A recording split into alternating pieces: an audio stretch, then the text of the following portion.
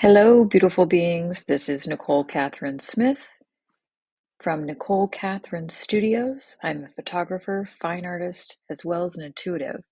Join me as I highlight incredible stories of some amazing women who've turned a simple spark into a life-changing passion. Dive into conversations about creativity, purpose, and intuition, and discover how these extraordinary women use their gifts to empower and inspire. Hey, welcome, listeners. This is our first season of our first podcast, The She Spark, igniting creativity, passion, and purpose through an intuitive spark. So join me as I highlight some incredible stories of women who've turned a simple spark into a life-changing passion. We dive into conversations about creativity, purpose, and intuition, and discover how these extraordinary women use their gifts to empower and inspire. So my name is Nichole Kathryn Smith of Nichole Kathryn Studios. I'm a photographer, fine artist, and intuitive. I decided to start this podcast to share some amazing stories of some amazing women that I see and interact with on a daily basis, and especially as a portrait photographer. I'm also an intuitive and have been since a little girl. It has only been in the past few years that I've decided to actively pursue my development and take on a few very well-known mentors. That's another podcast for another time. I have always approached my photography intuitively, and now I want to make it more purposeful and empower as many women as I can. I've been blessed with the opportunity to meet and work with some very, very smart, strong, and talented women. It just wouldn't be fair for me to keep these ladies a secret. So each and every one of these beautiful beings has a story, and a story that started with a small spark and a lot of passion. So with that, why don't we dive in to see how these women discovered their gifts and how they use their intuition to guide them along the way. Remember, sharing our superpowers is our soul's purpose. So let's get into it. And I've got my guest here today, Ebony Whitaker. Hey, Hi, Ebony, how are you? hello. Hey, Nichole. Thank you for having me. You're This is so welcome. exciting. I You're feel so welcome. fancy. You are fancy, girl. So I have Ebony here. She's a vintage stylist, enthusiast, and influencer. She's all about inspiring women over 40 to break free from the rules of aging and embrace the confidence that comes with that, and expressing themselves through fashion in particular. So welcome, Ebony. Thank you. Tell us about what it is that you do and what your passion. Absolutely. Thank you, Nichole. Thanks for having me. So by day, I'm an analyst for a Fortune 500 fintech company. But who I am at my core is a fashion. I just love everything fashion. Everything secondhand fashion. So I'm a little crunchy. So sustainable fashion is also a love of mine. But what I do in terms of like social media, like my strategy is to create content, visual content, and even music content, because I love to speak to people through music, to inspire women, middle-aged women specifically, to show up no matter what. You know, being 40 doesn't mean that you have to hide, because we're more fashionable than ever, we're cooler than ever, we're sexier than ever, we're all the things. Oh, yeah. So, you don't have to hide, I just want people to show up, and I create that content to inspire women to do the same. Yeah, I just love your content on social. It's inspired me in many, many ways, and I think you've inspired many other women, and I don't think you're quite aware of the people that you've reached. But thank you for being you. I just love you. And we actually met from one of my muses way back when introduced us, and I just It was you're like an instant awesome. connection, right? I know. Capricorn, kindred sisters. Yep, absolutely. And I just you have this driving passion and this driving force about you. Very strong but elegant woman, and you just got it going on. So Thank you, sis. You're welcome. And I just thought it would be wonderful to have you on here to really kind of talk about how you got started in fashion, and not to mention the fact that you're a fintech analyst. Like, so you're creative and you're left brain. Absolutely. Yeah. So how did I get started? So I will say that I believe fashion is something that you don't get into. It's something that's in you. So for me, it's just something that's always been there. Growing up, my mother is someone that I always look to as like my fashion icon, being able to create these looks from nothing and being a model in New York and just really just being there and just like sitting in awe. So I would say that was like the inspiration, and it's just in my DNA. Clearly. But also with that, I feel like when you are doing something that you love, like the opportunities kind of follow, right? Those opportunities, like when you're living in alignment and you're doing the things that you love, those opportunities follow. I'm going to be really transparent. I've had a lot of amazing fashion opportunities come my way, but I just wasn't ready, and I kind of, pushed them aside. But this platform that you're giving me today is really kicking me into greatness.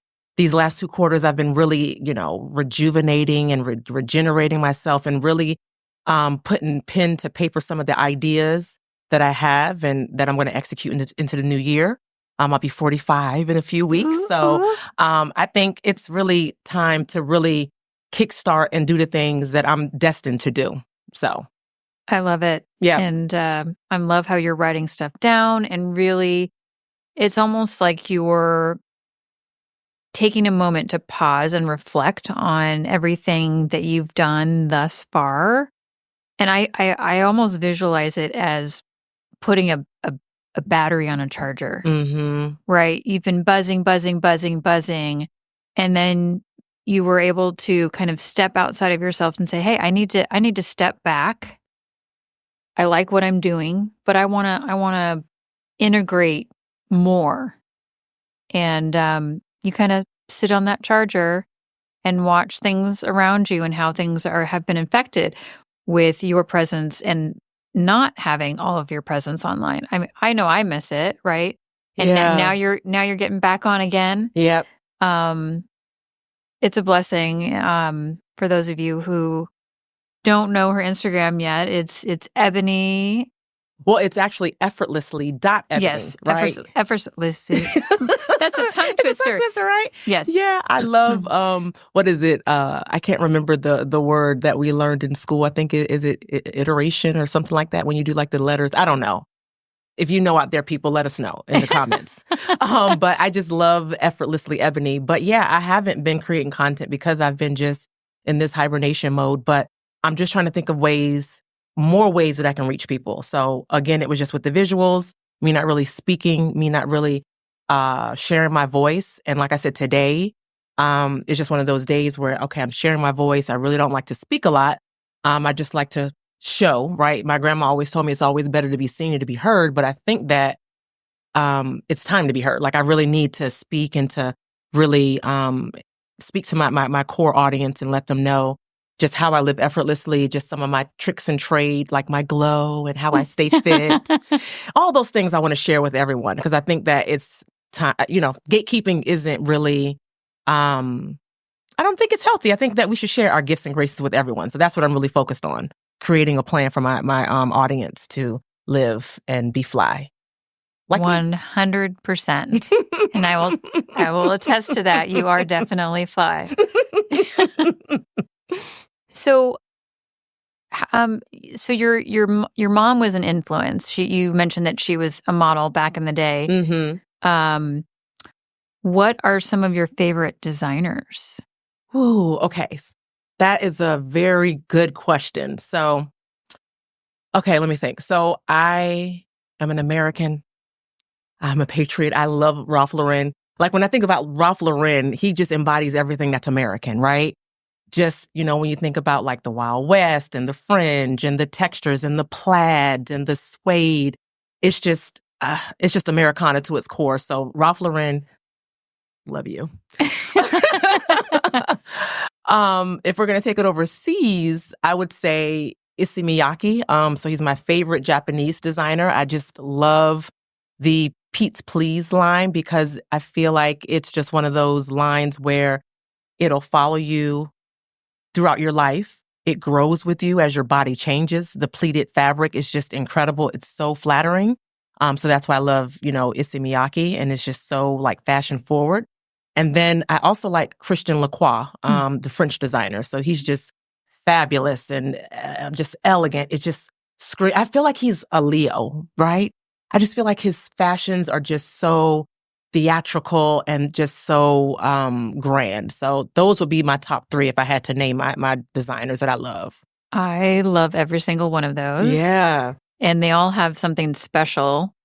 And I don't know if you knew this about me, but as a young girl, I wanted to be a fashion designer. Oh, I didn't know that. So I was a total geek, and I would have my parents take me to the library and drop me off. So our local Scottsdale Public Library was my babysitter. Don't call DPS, people. My parents. Or that's CPS. But anyway, I would spend hours in the library looking at the big, chunky coffee table books and just studying photographers, fashion designers, you name it. And I mean, this was like my own little study hall. I love that. Yeah. So I grew up with liking Christian, and Ralph Lauren is always a basic staple. Oh. Just got a nice little suede jacket that looks very Ralph Lauren. And yeah, Issey Miyake, which not many people know of. And back in the 80s, early 90s, I was all about him because so like very graphic. Mm-hmm. And I have a graphic design marketing background. So we're sisters for sure. Mm-hmm. I love it. So what were some of the hurdles you encountered when first getting started? Kind of, in essence, you have 2 careers, right? Yeah. And you're using left brain, right brain. Right. Which I'm with you on that, sister. And so tell me how you manage both of them. That's a really good question. And I'm fully transparent, right? So I have my day job, but then I also sell vintage clothes. So I did not mention that. So I am a vintage dealer, as well as a content creator. So I would say some of the hurdles is just being a one-woman show, having to wear the marketing hat, having to wear the accounting hat, having to wear the creative hat, having to have the, visual merchandising hat, having to do all these things. And it's very exhausting. And I'm a perfectionist and I like to do everything myself. I don't like to outsource. I know that's bad. They say outsource. Capricorn. Right? It's like control, right? So for me, it's just having to have control over every aspect of my business and my work life. It's hard to manage those things. So I would say that's my biggest challenge. How I'm overcoming them is I am seeking help. So if you are a great marketing guru, if you can do some of those things I listed, holler at your girl. I'm looking for some help. I need help. So I'm admitting that I need help is kind of what I'm doing to be proactive to be successful, more successful in 2025.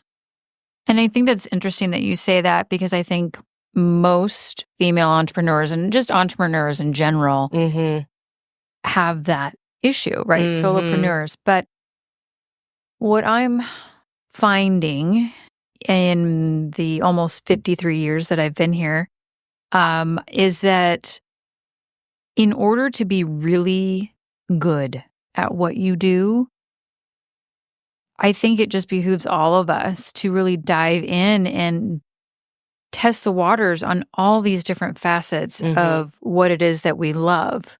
And by doing that, you become more well-rounded.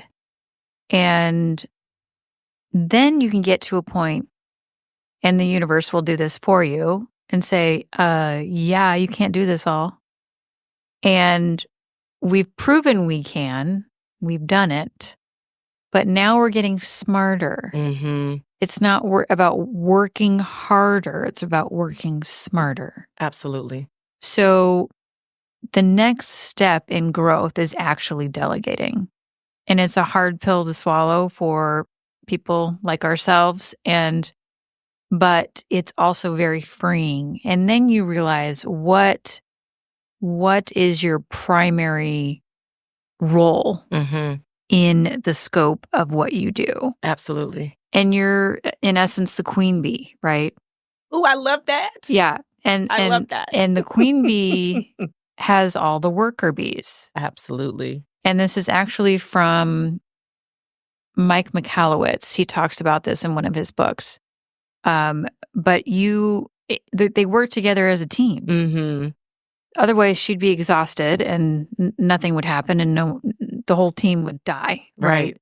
Eventually, she does die, but such is life. Absolutely. But it's really important to go through those experiences, trials, tribulations, positive, negative, to get where you are now. Right. So while you're at a point where you're on the precipice of change and you know that there needs to be a shift, you know now that there needs to be a shift. But if you hadn't gone through that process, you wouldn't know what you don't know. Exactly. So I think it's great that you're at this point. I resonate with what you're saying and kind of simmering for a while, observing, hibernating, whatever you want to call it. But girl, you're clearly ready. So, I am. I'm ready. I feel like I'm ready. I'm ready. And it's great to be missed when people notice that you've, taken a break and an absence from, social media. But I think sometimes it's warranted. So that way you're able to, get re-inspired and come back new. And like I said, I just really want to come to my audience in a different way. So that's really what I'm going to do. I have to speak in definitive statements, right? That's another thing that we're working on too, just being more intentional in how we speak about things. Yes, because your mind and your body are always listening. Absolutely. 100%. Speaking of mind and body, what do you do for yourself? You're always taking care of other people, making people look good, working on your business with your fintech company. So what is it that you do for yourself to nurture yourself for just health and wellness and also the creative aspect? So like I mentioned earlier, I will disconnect. And that may be even from friends and family. It's not that I don't like them or I don't want to engage, but sometimes you just need that solace to be able to kind of reconnect to yourself. And then also I love nature. Like I'm really getting into camping, not hiking, camping.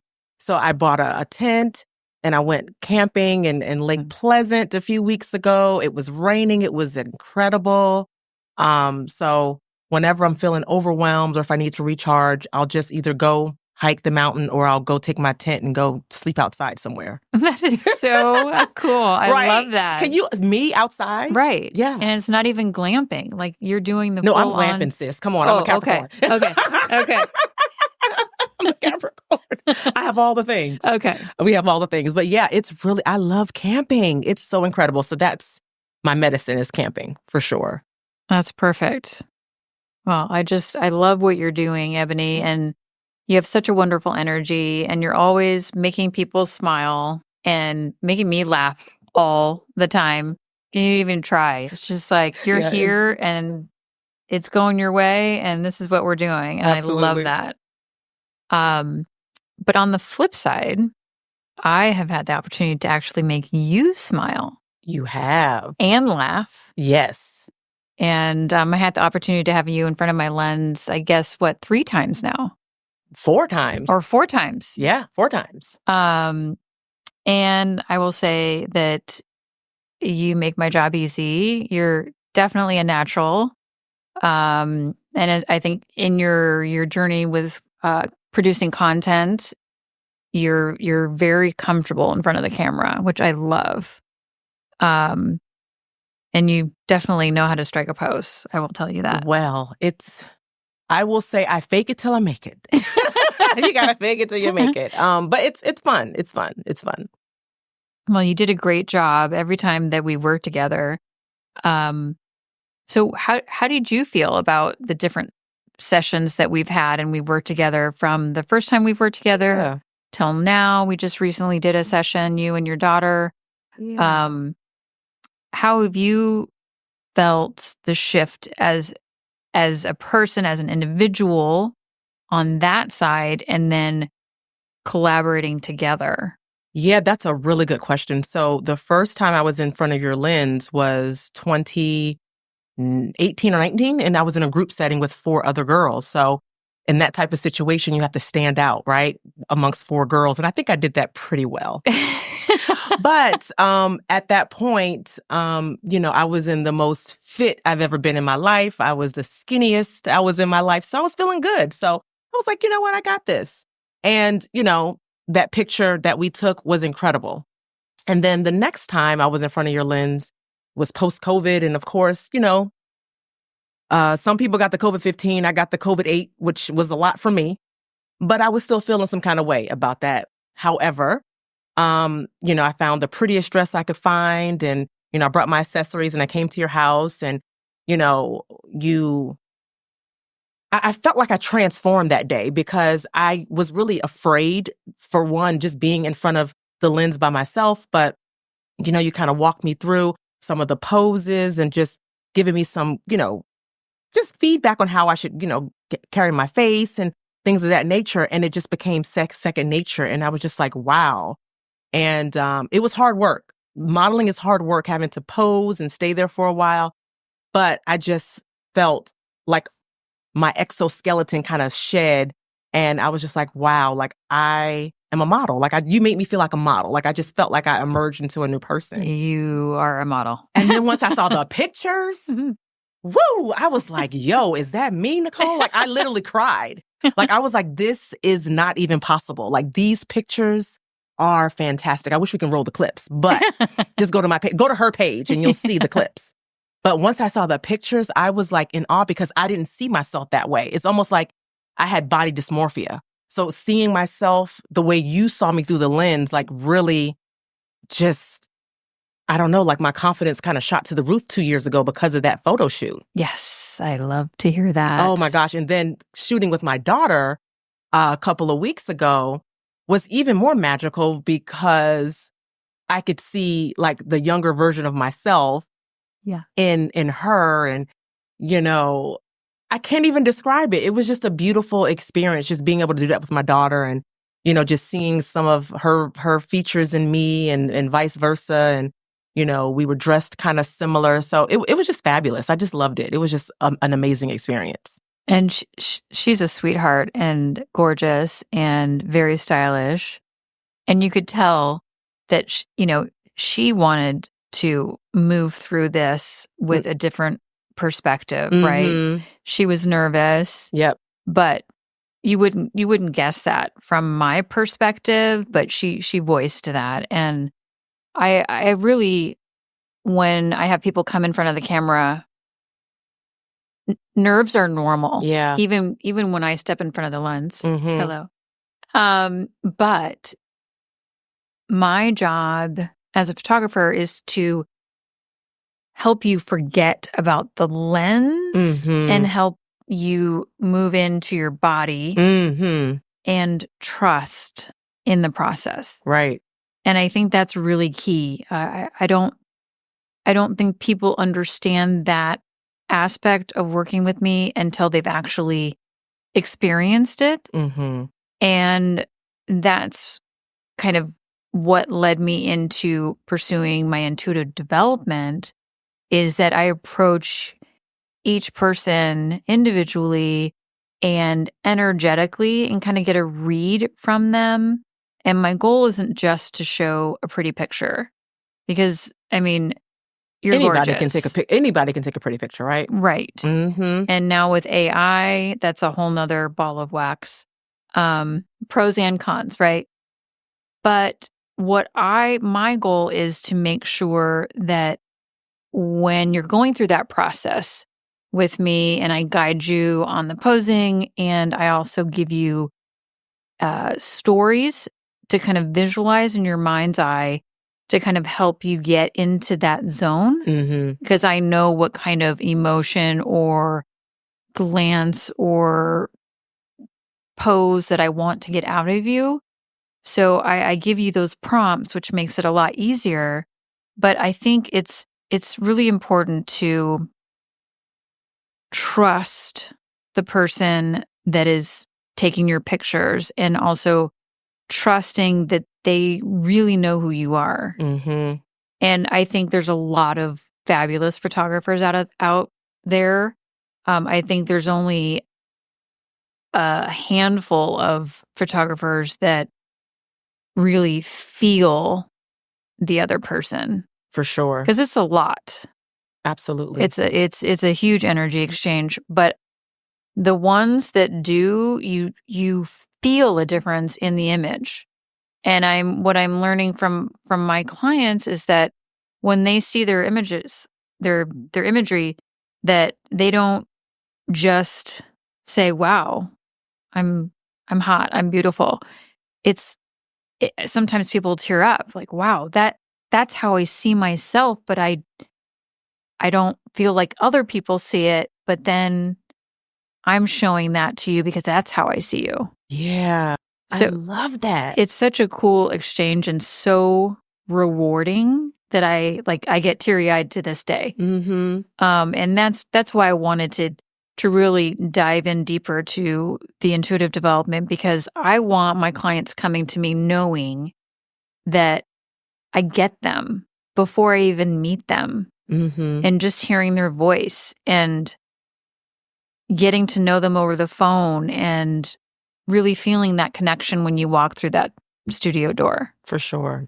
You make people feel seen, like you said, it's no question. So, thank you. Yeah, I love it. I'm telling you, you're just incredible. And I cannot wait to book another session. Yeah, I know. 45. Yes. But I think that is really key, is just to trust in that process. And you pretty much gave me carte blanche this last session and even the session before, and you're amazing. And I let you roll with it, and we just kind of blended together. So it was a lot of fun. Yeah, for sure. And you're stunning. And I've got you on my new website that's going to be released a couple weeks here. I can't wait. You've got to check it out. I'm so excited. I cannot wait. You will not miss Ebony. She's stunning. I can't wait. So what about the actual experience itself? Would you recommend it to another person? And what let me think. What tips would you give them going into it? Okay, so 100% I would recommend it. Hell yeah. Can I say hell? Hell yeah, I would recommend it. 100%. Like, don't even think. Like, if you have been thinking about getting your photos taken, as a woman, I mean, I can't speak because I'm not a man, but as a woman, if you have any doubt of, or even any insecurities or even any doubts about like your beauty and your femininity, I think that you should do yourself the favor to book it, right? Because the experience is so transformative. It just allows you to see yourself in a different way. And once you book the session, I would just say, leave your baggage at the door. I know that's hard to say. You're thinking, okay, what about my fat rolls? Or what about like, the bags under your eyes, which I always talk about, like some of those things you just have to let go, right? Because when you let go, the output or the outcome is just, I can't even describe it. Like, it's like anything that I can't even, I'm just so tongue-tied because, you have all these insecurities about yourself, but then when she shows you the picture back, you don't even see it. It doesn't even exist. So a lot of these things are in your head. So it's a really good exercise to at least get pictures taken of yourself every couple of years as you age. I recommend it every year if you can. It's a great investment. So that way you can not only see yourself grow as a woman and embrace the aging process, but to also shed those, ideals that you may have of yourself. So it's a great mental exercise for yourself. For sure. Yeah. Yeah. And I'm glad that you've had that chance to experience that. So thank you. You're welcome. And one other thing, you also had the experience of doing a session with me. Yes. An intuitive session. And I know we had talked about maybe doing that together. And you had mentioned you had kind of an awkward situation in the past. Yeah. So you were a little nervous, Mm-hmm. which I totally understand. And I'm not your typical intuitive, psychic, medium, what have you. I think there's a lot of stigma around that, and rightly so. And I'm still very cautious, and I have my feelers out to, when you meet people and if there's snake oil or if it's the real deal. Absolutely. So that's just our way to protect ourselves, which we should always do. But people think psychics, mediums, they think of it like a gypsy cliche with, a silk scarf over her head and a crystal ball, and that's kind of what the movies do. But that's not really what people do nowadays. And I really want to normalize this for people, because to me, it's just another form of communication. It's learning another language. Everything has energy. This cup, this microphone, this table, it's made up of a bunch of molecules, right? To create these hard, solid objects. People were not solid, right? We're made up of water and all the things. But it's important to know that it's really a science and learning a new language. And I've overcome the fear of it and have been able to dive in deeper and have been astounded at just what comes through. So tell us how your experience was and a little bit about the reluctancy you had and how we kind of overcame that. Yeah. So to your point, I have had a couple of experiences with, I don't know if I want to call them psychics, but just, I guess, we'll call them psychics. One in Virginia, when I first moved to Phoenix in '08, I had a reading, and I got some information from some of my deceased relatives, which some of the information was useful, but some of it was not so good. So I was on alert, right? So already on alert. So then I move here and I'm approached by this woman in Tempe, and she's just so creepy. She follows me and she tries to touch me. And I already know you just don't let anyone touch you in your space. And she's like, I need to talk to you. And long story short, met this man. He stopped me from going to see this lady, which I feel like was divine intervention. And I'm so grateful for him to this day. But in any event, those two experiences that just really come off of the top of my head, they just really made me feel uneasy, right? Because it was just always the anticipation of something being wrong, right? And when Nichole came to me and she's like, hey, I'm starting up this new chapter of my life. I would like for you to be a part of it. Immediately, I was like, I don't know, sis. I'm like, I don't know, Nichole. I don't know. Like, I've had some really crazy encounters, even from being scammed in Africa from this guy who was like, you need to do this and that and the third, but that's another podcast. But anyway, I went through with it because I trust her energy, because I'm also an energy reader. I can trust her energy, and I just went for it. And the experience was totally different. It was almost like if, everything that we talked about and the things that she picked up on was positivity. Like, it was just like, hey, I know you're doing this. I know you're going through this. This relative has this message for you. And it was just all positive and it was all love.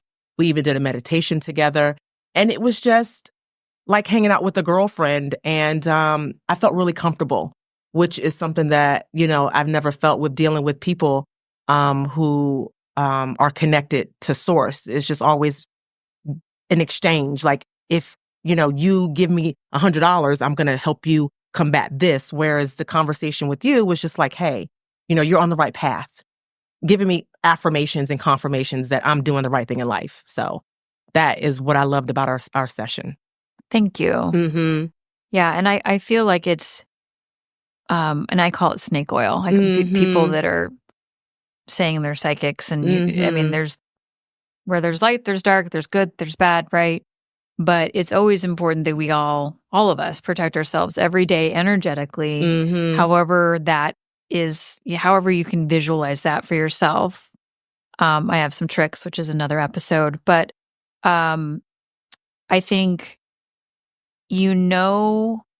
that it's not coming from spirit or God, universe, source, what have you, is when it's negative or it's should, have to, must, those kind of definitives. And I think just energetically, when it's energy that's in the light, it's always positive, it's always encouraging, and it's really just, it's reading other people's energy. And that's the intuitive aspect. The psychic aspect is being able to kind of see things, feel things, hear things. And that's kind of in your mind, your mind's eye, your mind's ear. And then the mediumship aspect of it is actually bringing people in that have crossed over to the other side, which is, I never dove into this, furthering my development, knowing that that's what would come out of it, which still to this day, it just surprises me every time. Not that it came through, but that it's coming through me. And I'm probably one of the most normal, chill, easygoing, pragmatic Capricorn. So I think there's an irony there. I'm not your typical psychic, which I hate using that term, but so I think it's important that we kind of shift this perspective, because I think eventually everybody here on this planet at some point are going to have to learn this language. Absolutely. And I think it really shifted during COVID, and where most people were really scared and down and depressed with this COVID, for some strange reason, I felt secure knowing that people were going to figure this out.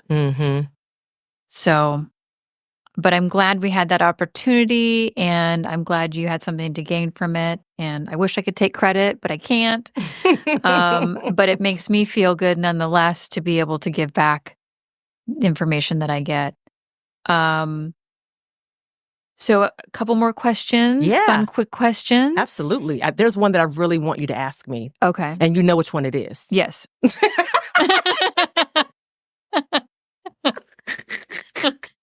I'll play Karnak now. So what is one of your guilty pleasures and why? Reality TV. I love it. I'm sorry. It's just hilarious. Like, it just lets me, I don't know, like, people, their lives are a mess and they just want everyone to see it. And I'm here for it. I eat my popcorn and I watch. I love it. I love the Housewives of Salt Lake City. Those are my girls. Shout out to Mary and Bronwyn if you're watching. But yeah, I love reality TV. You're not the only one. I don't watch it. I used to when I was younger, but I know for a fact you're not the only one that's a guilty pleasure. So you've got friends. Okay, good. What is currently on repeat on your playlist? Anything liquid drum and bass. I love electronic music. I am a late bloomer raver in my life. So mid-40s, I went to my first rave a couple of months ago, but yeah, anything liquid drum and bass is on repeat on my playlist. I love that. Yeah. I love that. So, what is a funny special talent you have that no one knows about? Oh, dang. A funny special talent. Ow, geez, funny? I'm a comedian.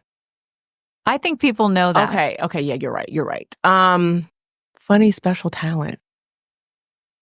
I, I don't want to say it because it's so bad. It's really bad. It's really bad.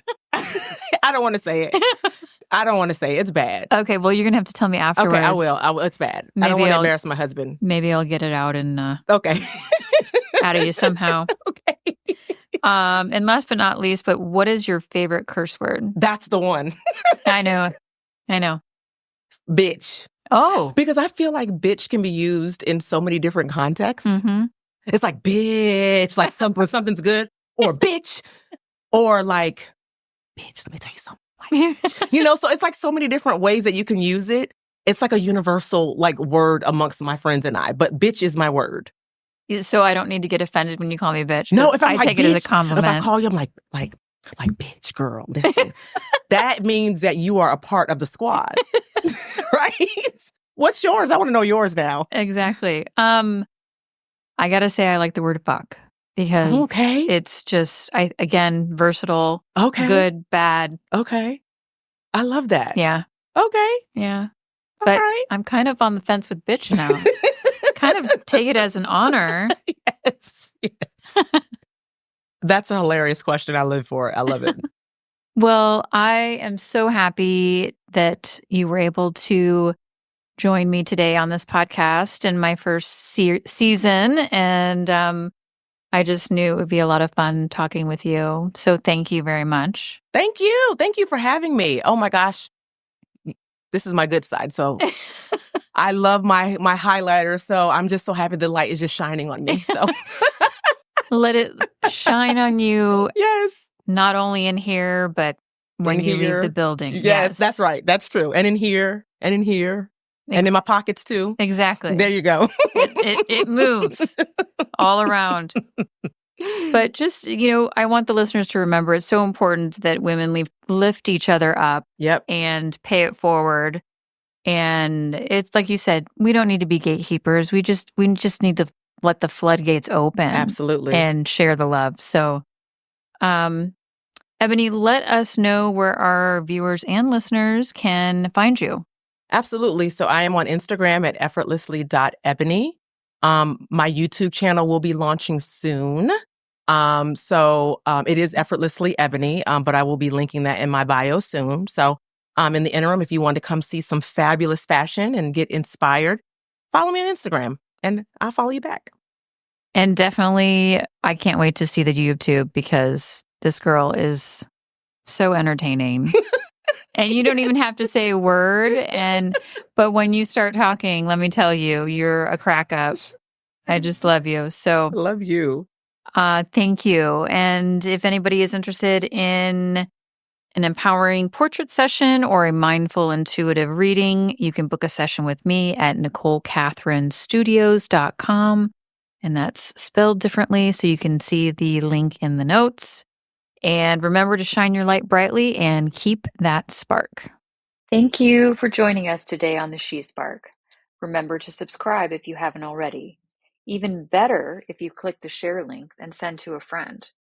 And if you found this episode inspiring or touched you in any way, please take a moment to leave a comment and rate this podcast. Your support means the world to us. Thank you again for listening, and remember to keep the spark.